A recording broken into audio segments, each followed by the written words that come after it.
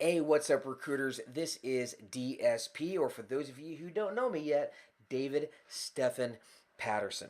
And today I want to share with you a very quick video on Zig Ziglar, specifically his theory about empathy versus sales, and how understanding empathy versus sales and what it means can make a huge difference in your career. Because look, at the end of the day, as recruiters, what are we? We're salespeople, okay? And we're in the business of selling transformation. We transform our clients' lives through the proper application of talent, right? But we also transform our candidates' lives as well. So we are in situations oftentimes where we want to sympathize with our prospects, whether they be the candidate or the client. And it's natural because we want to be liked. We want to feel as if we're doing right by them, right? But unfortunately, what sympathy causes is for you to be inside the problem. You're actually a part of the problem. While empathy means you're outside the problem, that you go and you can empathize with their situation, but at the end of the day, right, you still have to guide them to correct action, which is hard if you sympathize.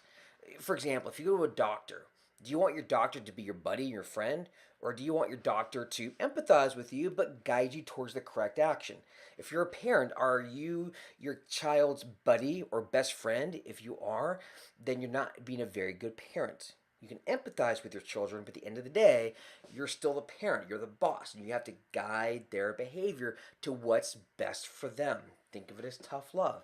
And same goes in our business. You see, I have a video, and if you haven't seen it yet, go watch it. I'll include the link around here somewhere.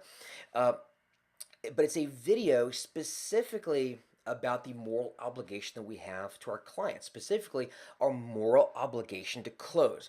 If your service truly is the best service out there, if you are truly the best recruiter out there, and candidly, most of the search firms I see really don't offer a service that's really any better than anybody else's commodity. But if yours truly is better, right? If it's top of the class, then is it not your moral obligation to close them? You can empathize with them, but you've got to close them. You see, Zig Ziglar had a great story about this. And this story, and I don't know if it's really true or not, doesn't matter. It's still a great story. So in Ziglar's youth, back when he was a door-to-door salesman, he was calling on a couple that to sell them a set of I think cookware, like stainless steel cookware. He went through his entire presentation and it went great. They were interested, showing all the buying signs. And when he went to close, the old man, right, of the couple, basically said, "You know what?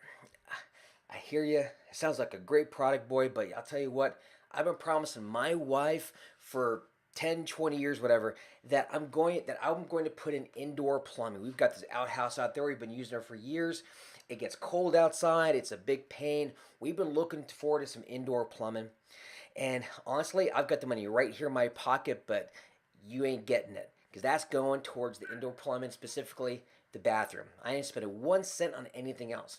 Well, Zig, he grew up poor. He grew up with an outhouse. He understood what it was like to walk out into the dark, into the cold, in the middle of the night to have to go to the bathroom. So he understood their dilemma and he sympathized. And so, "Well, sir, I completely understand." He packed up his stuff and went home. So maybe a few weeks later, he found out that that good old boy had been bad mouthing Zig all around town. See, it turns out that he really wanted that cookware, but he wanted Zig to sell him. That good old boy thought that if Zig really believed that his cookware was better than anything else out there, but he wouldn't be willing to close him, well, then he felt betrayed by Zig.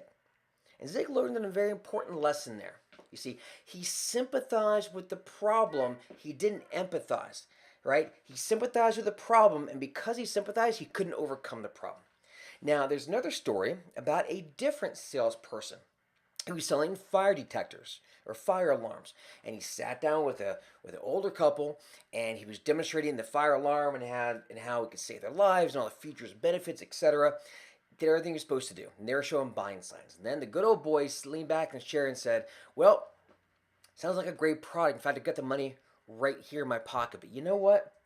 I'm sure you probably heard about our wreck, The salesman said, well, no, I haven't heard about your wreck. Well, so the old man said, well, a few months ago we had a big wreck. We totaled the car. My wife was hurt. She was in the hospital. And because she was in the hospital in the recovery, she lost her job. We have all these medical bills. And on top of that, our son wrecked our other car and knocked down the telephone pole. We don't have insurance. So now the phone company's telling us that we need to go replace that telephone pole. So, son, it's going to cost you a few $100 to install that fire detector. We just can't afford it. So the young salesman, instead of sympathizing, he empathized. Looked that good old boy in the eye and said, well, other than that, sir, is there any other reason that you wouldn't want this alarm and the protection it's going to afford you and your family, potentially to save your life? Well, the old boy said, well, I guess not. I can't think of any other reason. So the salesman said, okay, great. Got it. Grabbed the alarm and started installing it.